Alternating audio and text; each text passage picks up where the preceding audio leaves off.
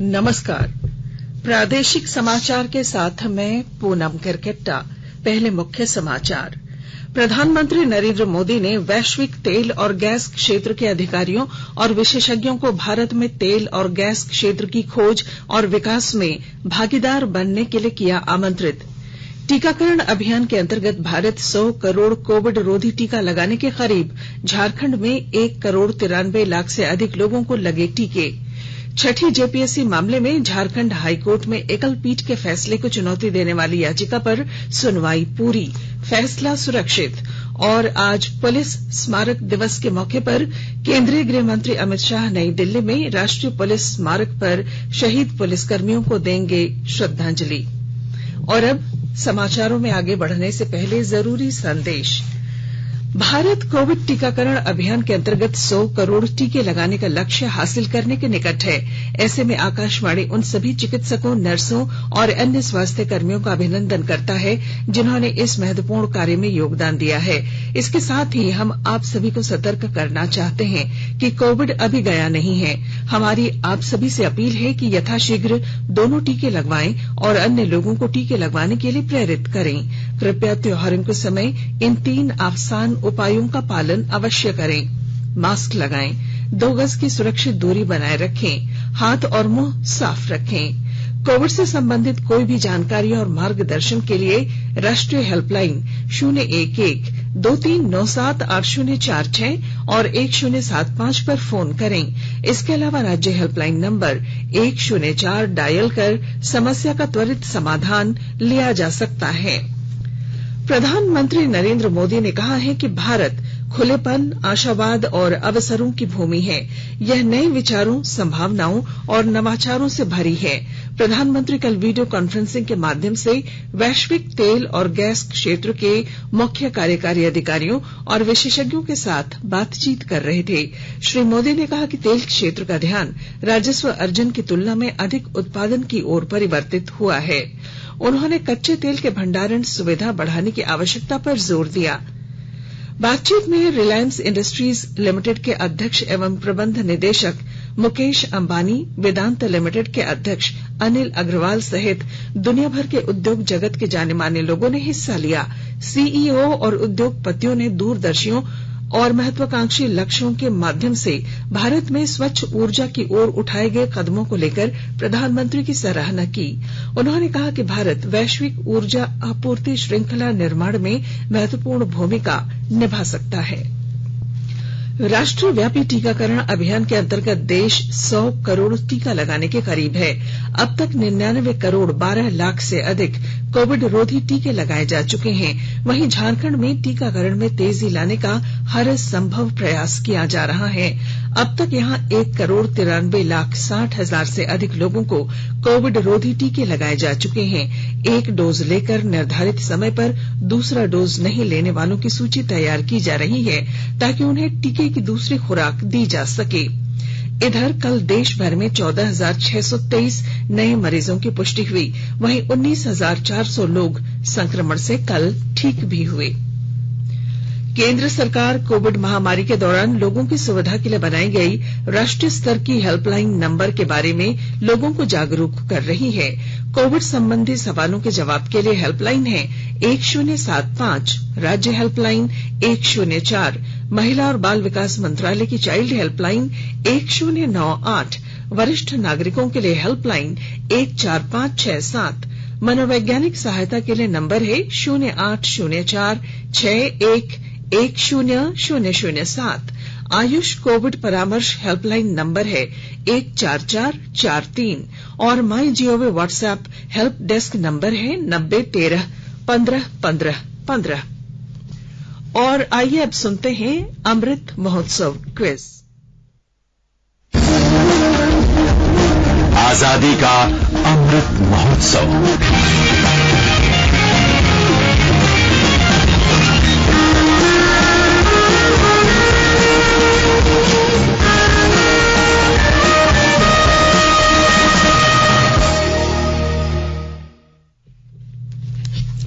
देश के 75वें स्वाधीनता दिवस समारोह के उपलक्ष्य में आजादी का अमृत महोत्सव के अंतर्गत प्रादेशिक समाचार एकांश आकाशवाणी रांची स्वाधीनता संग्राम और उसके गौरवशाली इतिहास पर साप्ताहिक विशेष प्रश्नोत्तरी का आयोजन कर रहा है। यह क्विज 15 अगस्त 2022 तक प्रत्येक बुधवार शाम 7 बजे प्रसारित होने वाले प्रादेशिक समाचार में शामिल होगा। सेंट्रल कोलफील्ड्स लिमिटेड और mission blue foundation Amrit Mahotsav quiz में आकाशवाणी समाचार रांची के साथ सहयोगी के रूप में शामिल हैं। कल का प्रश्न था, अंग्रेजों के खिलाफ सन 1831 के दौरान झारखंड की किन जनजातियों के लोगों ने विद्रोह शुरू किया था। प्रश्न एक बार फिर सुने, अंग्रेजों के खिलाफ सन 1831 के दौरान झारखंड की किन जनजातियों के लोगों ने विद्रोह शुरू किया था। श्रोता अपने उत्तर ईमेल rnuairranchi@gmail.com पर आज शाम 5 बजे तक भेज सकते हैं। आप जवाब के साथ अपना नाम, पता, फोटो और फोन नंबर भी भेजें ताकि लकी विजेता बनने पर आपका ई प्रमाण पत्र और पुरस्कार आप तक पहुंचाया जा सके। विजेता की घोषणा आज शाम 7 बजे प्रसारित होने वाले प्रादेशिक समाचार में की जाएगी। रामगढ़ जिले में डायन कुप्रथा उन्मूलन के तहत उप विकास आयुक्त नागेंद्र कुमार सिन्हा ने कल जागरूकता वाहन को हरी झंडी दिखाकर रवाना किया। मौके पर उप विकास आयुक्त ने कहा कि जागरूकता वाहन के माध्यम से जिले के सुदूरवर्ती क्षेत्रों में रह रहे ग्रामीणों को डायन कुप्रथा और इससे संबंधित कानूनी प्रावधानों के प्रति जागरूक किया जाएगा। राष्ट्रपति रामनाथ कोविंद आज बिहार विधानसभा भवन के शताब्दी समारोह को संबोधित करेंगे। राष्ट्रपति अभी बिहार की 3 दिन की यात्रा पर हैं।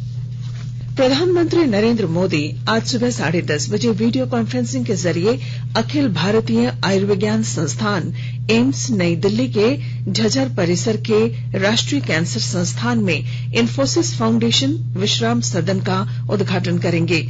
मौके पर स्वास्थ्य मंत्री मनसुख मांडविया, हरियाणा के मुख्यमंत्री मनोहर लाल खट्टर और इंफोसिस फाउंडेशन की अध्यक्ष सुधा मूर्ति उपस्थित रहेंगी।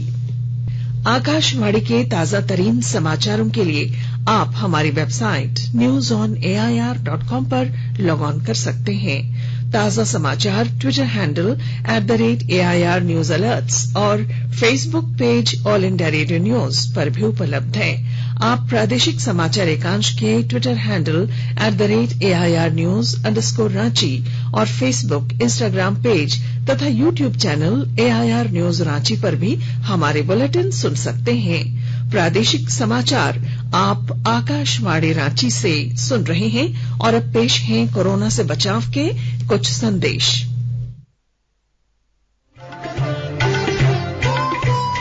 कोविड-19 से बचाव और सुरक्षित रहने के 3 उपाय। मास्क लगाएं, 2 गज दूरी है जरूरी, सुरक्षित दूरी रखें, हाथ और मुंह साफ रखें।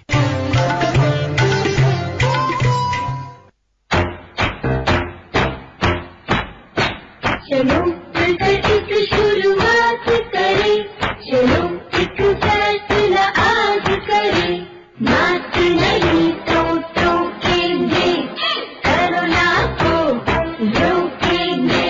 चलो एक वादा करते हैं, चलो एक वादा करते हैं, मास्क नहीं तो टोकेंगे, कोरोना को रोकेंगे। भारत सरकार द्वारा जनहित में जारी। प्रादेशिक समाचार में आपका फिर स्वागत है।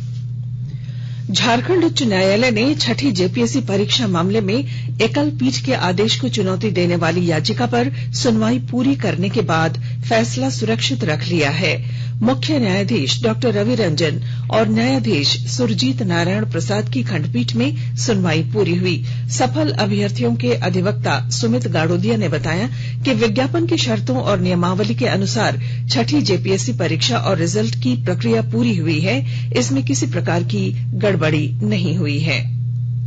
आजादी का अमृत महोत्सव के उपलक्ष्य में बैंक ऑफ इंडिया की ओर से कल चाईबासा के पिल्लई हॉल में क्रेडिट आउटरीच प्रोग्राम का आयोजन किया गया।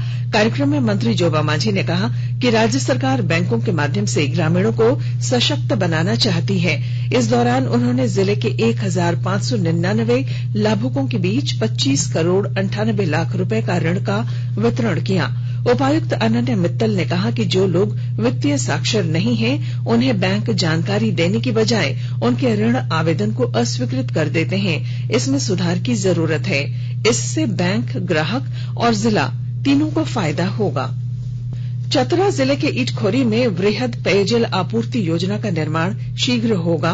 पेयजल आपूर्ति योजना का निर्माण 121 करोड़ रुपए की लागत से होना है। विस्तृत जानकारी दे रहे हैं हमारे चतरा संवाददाता। चतरा जिला अंतर्गत इटखोरी के वृहद पेयजल आपूर्ति योजना के निर्माण का मार्ग प्रशस्त हो गया है। प्रखंड के इस महत्वपूर्ण पेयजल आपूर्ति योजना का निर्माण 121 करोड़ रुपए की लागत से होगा। योजना के तहत प्रखंड के सभी पंचायतों में जल मीनार का निर्माण किया जाएगा। हर घर तक नल से जल पहुंचाने के लिए भूमिगत पाइपलाइन बिछाई जाएगी। पेयजल एवं स्वच्छता विभाग के कार्यपालक अभियंता राजमोहन सिंह ने बताया कि इटखोरी के पेयजल आपूर्ति योजना का डीपीआर बहुत पहले ही तैयार हो चुका था। फंड के अभाव में योजना का टेंडर नहीं निकाला जा सका, लेकिन फंड उपलब्ध होते ही पेयजल आपूर्ति योजना का टेंडर निकाल दिया गया है। उन्होंने बताया कि इटखोरी के वृहद पेयजल आपूर्ति योजना के तहत प्रखंड के सभी 12 पंचायतों में जल मीनार का निर्माण होगा। लोगों के घरों तक नल से जल पहुंचाने के लिए हर गांव के गली मोहल्ले में भूमिगत पाइपलाइन बिछाई जाएगी। इसके अलावा बक्सा जलाशय के समीप वाटर ट्रीटमेंट प्लांट का निर्माण किया जाएगा। अशोक कुमार तुलसियान, आकाशवाणी समाचार, चतरा। आज पुलिस स्मारक दिवस है। यह दिन प्रतिवर्ष 21 अक्टूबर को देश के प्रति पुलिसकर्मियों की निष्ठा और सर्वोच्च बलिदान के प्रति सम्मान व्यक्त करने के लिए मनाया जाता है। केंद्रीय गृह मंत्री अमित शाह आज नई दिल्ली में राष्ट्रीय पुलिस स्मारक पर शहीद पुलिसकर्मियों को श्रद्धांजलि अर्पित करेंगे। वर्ष 1959 में आज ही के दिन लद्दाख के हॉट स्प्रिंग्स के दुर्गम क्षेत्र में केंद्रीय रिजर्व पुलिस बल के जवानों ने वीरता और बलिदान की गाथा लिखी थी। उस समय लापता टोही दल की खोज में गए केंद्रीय रिजर्व पुलिस बल और खुफिया ब्यूरो के 20 कर्मियों के दल पर चीन की सेना ने घात लगाकर हमला किया था। जवानों ने बड़ी संख्या में हथियारों से लैस चीनी सैनिकों के अचानक हमले का वीरता से मुकाबला किया। इस हमले में देश की रक्षा करते हुए सीआरपीएफ के 10 जवान शहीद हो गए थे। कोडरमा के तिलैया बाईपास में कल रात पीसीआर वैन और एक ट्रक में सीधी टक्कर होने से 4 पुलिसकर्मी घायल हो गए, जिन्हें पास के निजी अस्पताल में भर्ती कराया गया है। घटना में एसआई मांगेराव, जवान फलेंद्र सिंह, जवान अशोक वांद्र और चालक महेंद्र जायसवाल घायल हुए हैं। रामगढ़ जिले में जिला प्रशासन ने कल थोक एवं खुदरा बीज खाद की विभिन्न दुकानों का औचक निरीक्षण किया। इस दौरान पदाधिकारियों ने दुकानों में ऑनलाइन एंट्री, स्टॉक पंजी आदि का भौतिक सत्यापन किया। जिन दुकानों में अनियमितता पाई गई उन दुकानदारों पर अनुमंडल पदाधिकारी मोहम्मद जावेद हुसैन ने कार्रवाई का निर्देश दिया। गोला प्रखंड के एक बीज भंडार में अनियमितता पाए जाने पर उसे सील कर दिया गया और आगे की कार्रवाई की जा रही है। और अब अखबारों की सुर्खियां। राज्य से प्रकाशित लगभग सभी अखबारों ने धनबाद के जज मौत मामले में सीबीआई की ओर से विशेष अदालत में चार्जशीट दायर करने की खबर को प्रमुखता के साथ प्रकाशित किया है। प्रभात खबर ने छठी जेपीएससी के मामले में एकल पीठ के आदेश को चुनौती देने वाली याचिका पर फैसला सुरक्षित होने को सुर्खी बनाया है। दैनिक भास्कर ने राज्य के 67 अस्पतालों द्वारा आयुष्मान योजना में फर्जीवाड़ा किए जाने की खबर को लीड बनाई है। दैनिक जागरण लिखता है, अनाथ बच्चों को भी मिलेगा आयुष्मान योजना का लाभ। रांची एक्सप्रेस ने सिमडेगा में मुख्यमंत्री द्वारा विभिन्न योजनाओं का उद्घाटन और शिलान्यास को सुर्खी बनाई।